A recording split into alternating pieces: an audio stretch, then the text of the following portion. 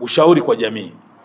Sisi viongozi wa Kiislamu kupitia BAKWATA, za kule Waislamu wa Tanzania BAKWATA na taasisi zote za Kiislamu katika mkoa wetu wa Mwanza, tunashauri, tunapenda kuikumbusha jamii kwamba maendeleo ya kweli hujengwa juu ya misingi ya moyo mwema, mshikamano na kutotanguliza husuda. Ni muhimu kuacha tabia ya kuchochea chuki, kuhamasisha hasadi na kuenea wivu, neema ya mwingine kuifikiria vibaya bila ushahidi, kisha kufanya maamuzi ya kuumiza kwa dhana.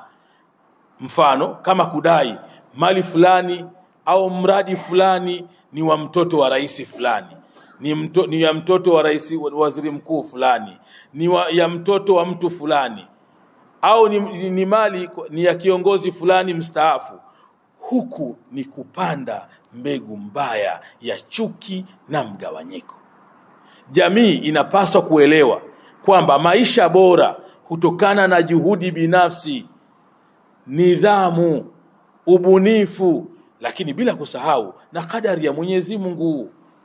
Tuache kupanda mbegu chafu za husuda na fitna, badala yake tuijenge jamii yenye kupongezana, kushirikiana na kuinuana. Taifa lenye watu wenye roho safi hujenga ustawi, lakini taifa lenye watu wanaochochea uhasama hujiharibu lenyewe.